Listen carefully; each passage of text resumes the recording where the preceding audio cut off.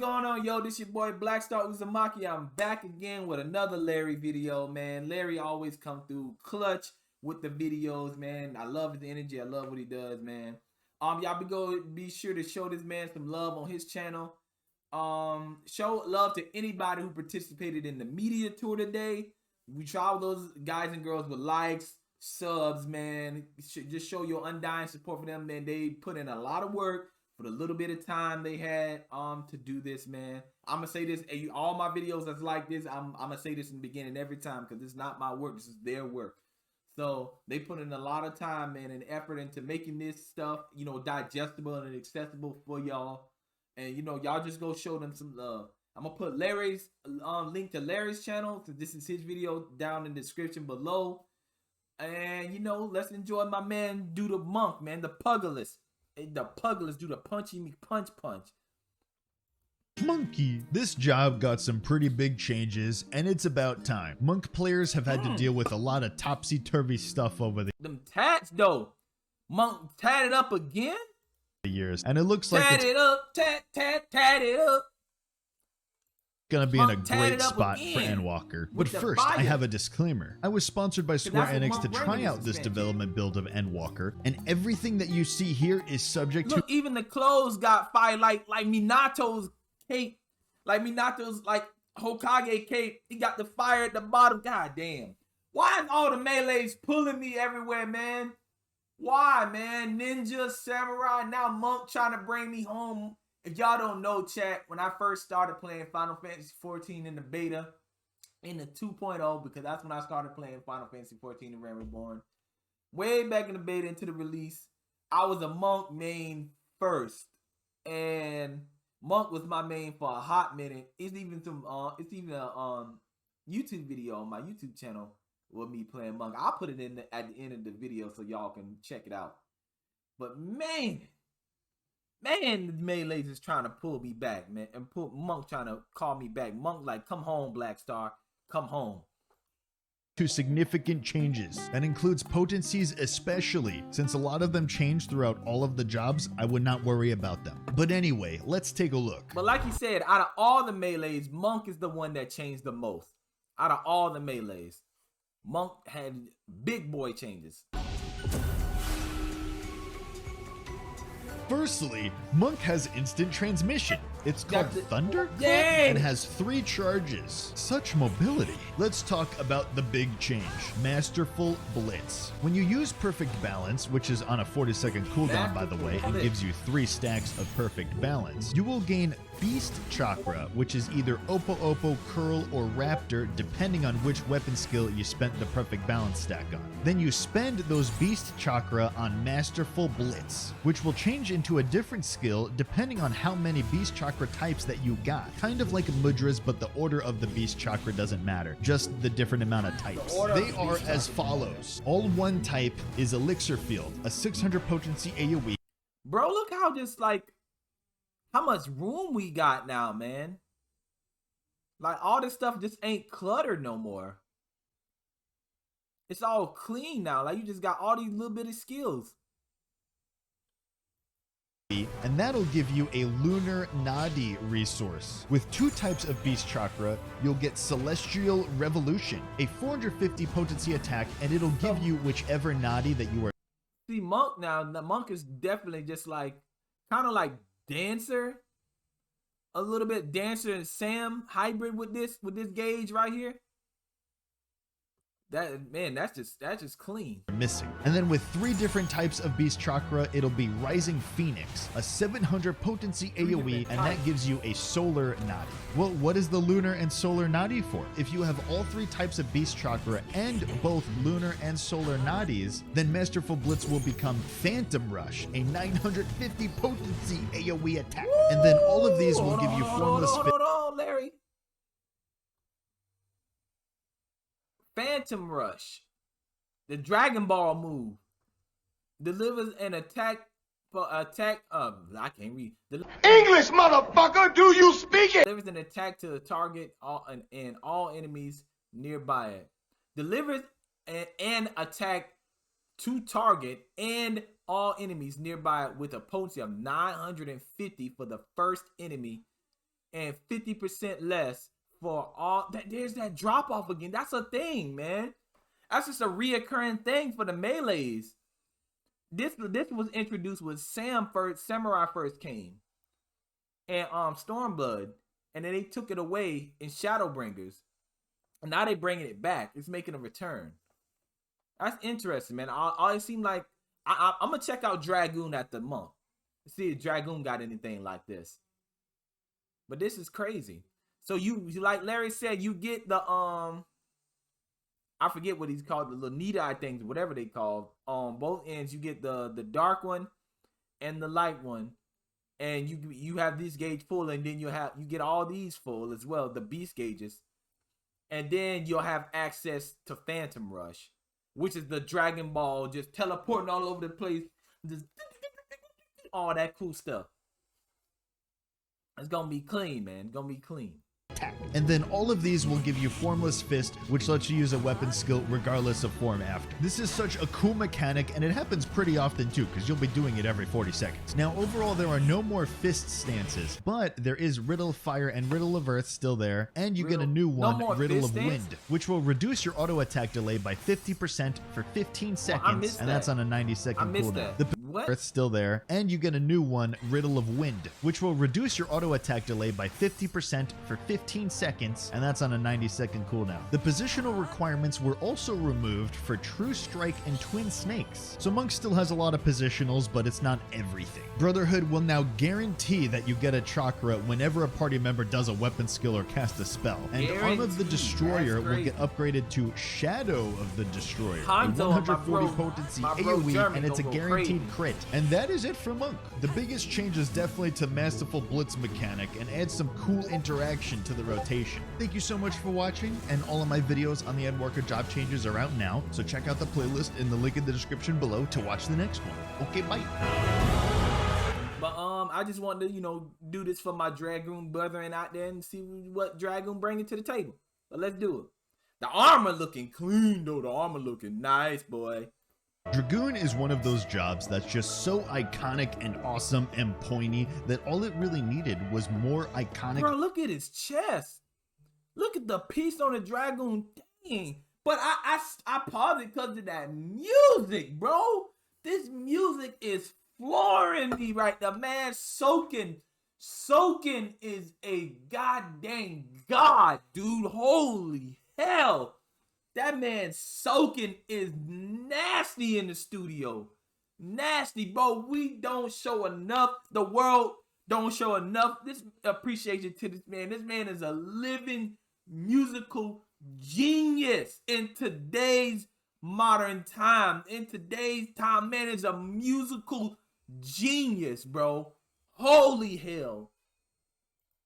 Awesome pointy things. Speaking of, look at the job gear. It is so pointy. I feel like I'm gonna get impaled just looking at it. It's perfect for when a dragon tries to eat you. But first, I have a disclaimer. I was sponsored by Square Enix to try out this development build of Endwalker, and everything that you see here is subject to significant changes. That includes potencies especially. Since a lot of them change throughout all of the jobs, I would not worry about them. But anyway, let's take a look.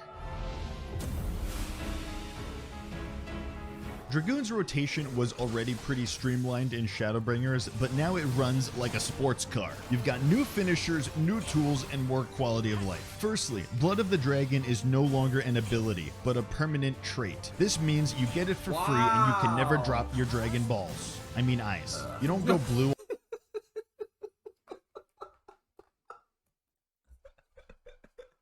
Larry's stupid, bro. Larry's stupid. Something wrong with this man, dog. Something wrong with Larry, bro. This man got problems, dog. This man wild, man. You won't drop your Dragon Balls. But I wanted to go back and read this. So, Blood of the Dragon, Life of the Dragon, Blood of the Dragon is now a trait. It's a trait now. Dang. an ability, but a permanent trait. But where'd the This aura go? Where's means the aura? you get it for free and you can never Did they drop get your rid of dragon like balls. the blue I mean aura? ice. You don't go blue all the time anymore, but hey, that just makes Life of the Dragon more special. Full Thrust was upgraded to Oh, they got Heaven's rid of Thrust, it. and Chaos Thrust was upgraded to Chaotic Spring. This comes along with potency increases, but more importantly, they look cool. There are still positionals on Wheeling Thrust and Fang and Claw, but you don't need to hit them in order to unlock Raiden Thrust, so that's pretty neat. But that's not all. When you execute Raiden Thrust, you obtain a Dragon Scale. It's actually called a First Look at that Mind's skill right Focus, there. but it looks like a Dragon Skill, so I'm gonna call it that. Anyway, you get So they did do that. They combined a bunch of the skills together so it can be one button click. I didn't catch that in any other of the videos that I did today till just now. They combined. That was so smart, bro. They did that in PvP.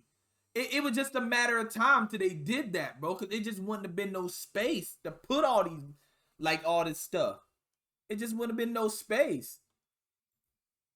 improve these dragon skills, as in complete your 2 separate rotations, and boom, you get the double dragon attack, Wormwind Thrust, an off-global line AoE. Dragoon's AoE Wormwind rotation Thrust. got a combo finisher treatment as well. Finish your 3-part AoE combo and you unlock a new let me go AoE back that to that. replaces Wormwind Thrust. Did it show? Did he show the thing? Did it show? Did it come up? I don't think he showed it. Did I miss that? 3-part AoE combo and you unlock a new AoE. Got a combo finisher treatment as well. Finish your 3-part AoE combo and you unlock a new AoE that replaces Doomspike called Draconian Fury, which will also give you a dragon scale. And you remember the 10% damage buff you used to get from Disembowel? Well, now it's called Power Surge, and you get it from doing your AoE combo too. That's right, you can rejoice now. And in fact, whenever you complete either your AoE combo or your single target combo, you'll end up having both Raiden Thrust and Draconian Fury ready, so it provides an on-ramp to switch between single target and AoE combos easier. There's a couple other changes, like Lance Charge is now a 10% buff, but it's on a minute cooldown, so you'll be using it more often, along with Battle Litany being 2 minutes instead of 3 and for 15 seconds. And Spine Shadow Dive gets 2 charges now, so there's even more chances to die from Animation Lock. Let's go! And then since Blood of the Dragon is a trait now, there's no more timer on your bar, like on your gauge. Okay, now They he's could showing. probably I missed that.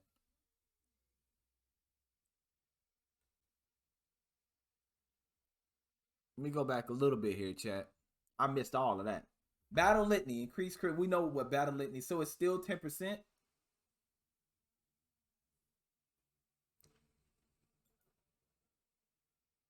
Spine Shatter Dive. Is this still the current one? Delivers jump attack with a potency of 250. Maximum 2 charges. so there's even more chances to die from Animation Lock. Let's go! And then since Blood Okay. Ensures critical damage for first weapon skill used while Life Surge is active. Absorbs portion of damage as dealt as HP. Blood of the Dragon is a trait now, there's no more timer on your bar, like on your gauge. They could probably add Power Surge as the timer to the gauge if they really wanted to, since that's also 30 seconds. Would people even like that? I don't know. I'll leave that up to you, Dragoons. Anyway, that's Dragoon. I hope you like it. Thank you so much for watching, and all of my videos on the Endwalker job changes are out now, so check out the playlist in the link in the description below to watch the next one. Okay, bye. Yes, sir. And Reaper's looking clean, man. Looking real clean out here. Looking drippy, too. Looking real drippy out here. So we're going to see what it's all about, man. We're going to see what Larry learned today. Without further ado, let me shut my mouth and hit play. Let's check it out, YouTube. Reaper is so edgy, and really it's just living its Yes, it best is. life. Or afterlife? Anyway, this is its job gear. Okay. I really like the hat. I'm pretty sure that I heard somewhere I like that that. covering one of your eyes will increase your DPS, so it's got that going on. Y'all be sure to check out Larry's Black Mage, what was that? Simply, check out his series about that, you know, him talking about his job. I think it was basically Black Mage he's referencing here about how the less vision you have as a black mage, the more DPS you do. So go check him out. Go check his video out over there, man. Just go check that out. Oh, yeah, his basically series. And scythes are one of the coolest weapons in all of creation, and yeah, this does not disappoint. But first, I have a disclaimer. I was sponsored by Square Enix to try out this development build of Endwalker, and everything that you see here is subject to significant changes. That includes potencies especially, since a lot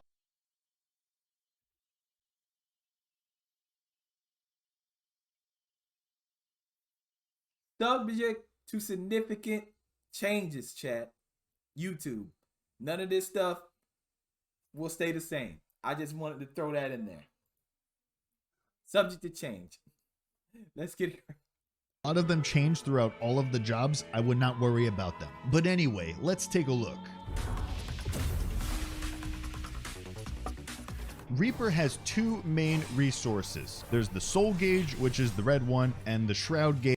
Okay, soul gauge up here, red one, like you said. Gauge, otherwise known as the blue one. The overall goal is to use your slice. Okay, here's the name. Slice.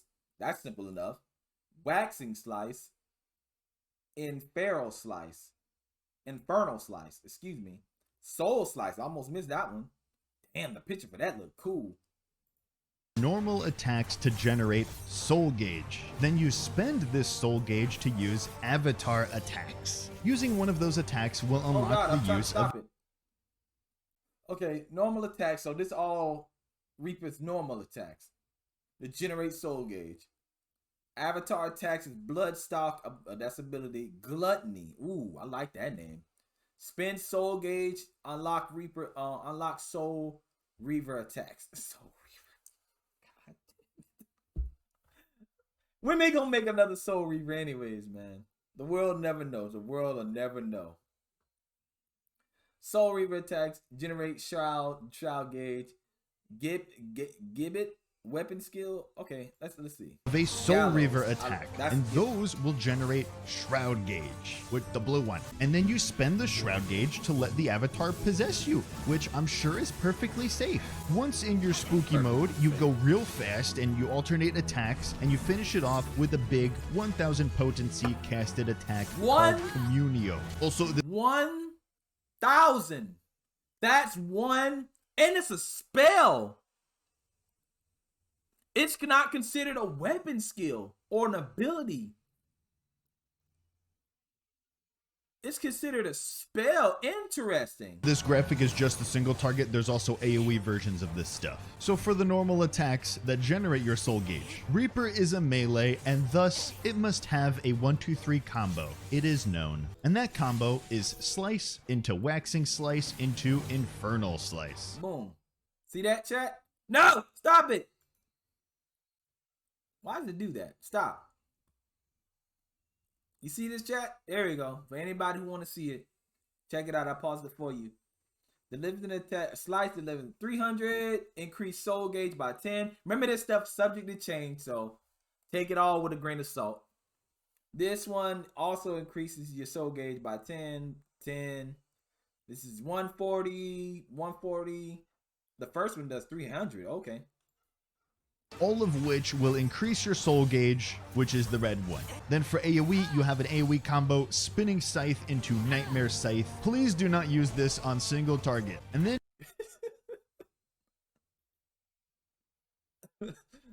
into Nightmare Scythe. So these are AoEs, I assume. Delivering Spinning Slice to, oh yeah, so these are AoE, these stuff that you want to do in dungeons on mobs. Scythe. Please do not use this on single target. And then there are two normal attacks that are on charges. This is Soul Slice for single target. Okay. And this single target AoE, how much does it cost? It has the maximum charge. Shares a recast time with souls. So these share recast time. Okay. It increases soul gauge by 50. All right.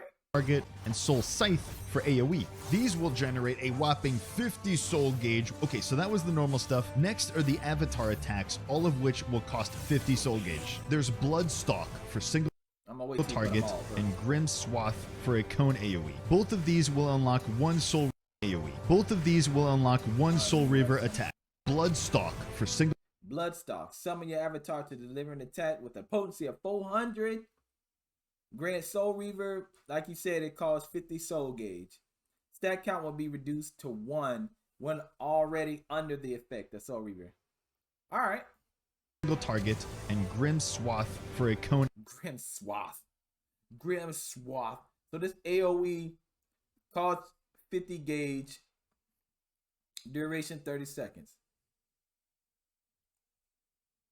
Stat count will be reduced to 1 when already under the effect Soul Reaver. AoE. Both of these will unlock one Soul Reaver attack. Then there's an additional one on a minute cooldown called Gluttony. This is a big potency AoE that gives you 2 Soul Reaver attacks. Now on to the Soul Reaver attacks. There's 3 of them. And these are the ones that generate 10 Shroud Gauge, the blue one. For single target, there's Gibbet and Gallows. These are the ones with Gallows. Delivers an attack with a potency of 400, 460 when executed from a target's rear. Also, this position Gallows is a positional. Okay, all right. Enhanced Gallows potency and enhanced rear. Also, it does more damage when it's enhanced.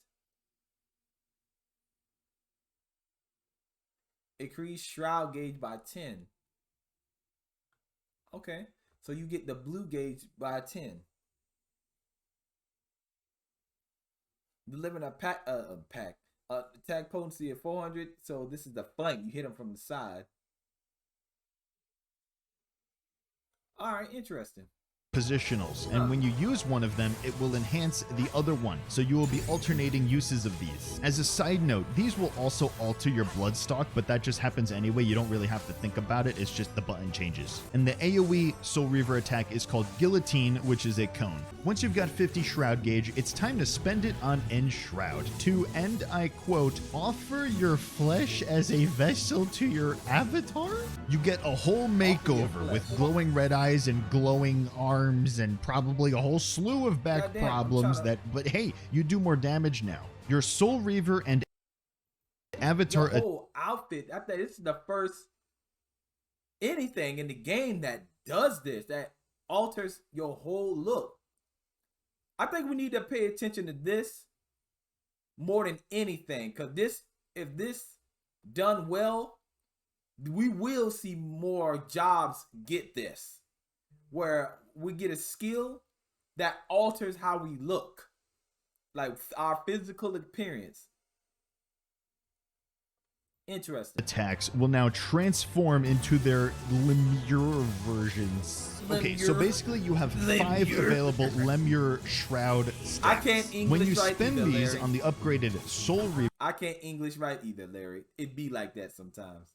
attacks, they will burn up and allow you to use the upgraded avatar attacks. So for single target, you will do this: Void Reaping into Cross Reaping, which will burn up 2 Shroud stacks and allow you to use Lemure's Slice. You do that combo twice and you'll have 1 stack left to use on Communio, the big finisher. Then instead for AoE, you'll do 2 Grim Reaping into a Lemure's Scythe, and you do that combo twice and finish it off with a Communio. And that is the core loop. It may sound a little strange, but once you play it, it's actually very intuitive and flows super well. I was pushing the wrong buttons, so do as I say and not as I do. But that's not all. You've got an array of tools to help you out. The most important tool is this debuff that needs to be on your targets at all times. It's called Death's Design, of course. This up here, I would assume.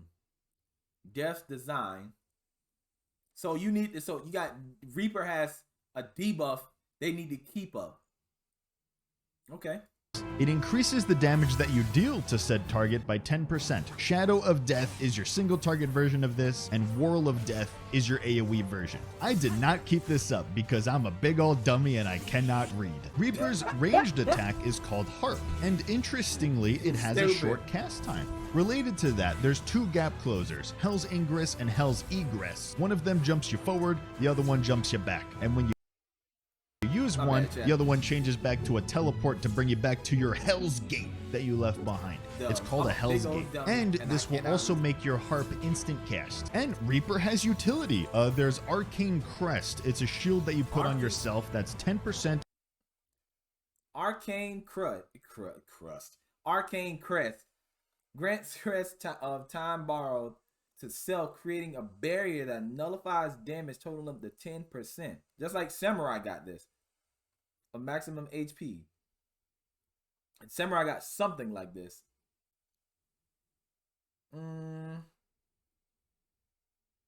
But unlike Samurai, you can give it to a nearby enemy. Nearby party member.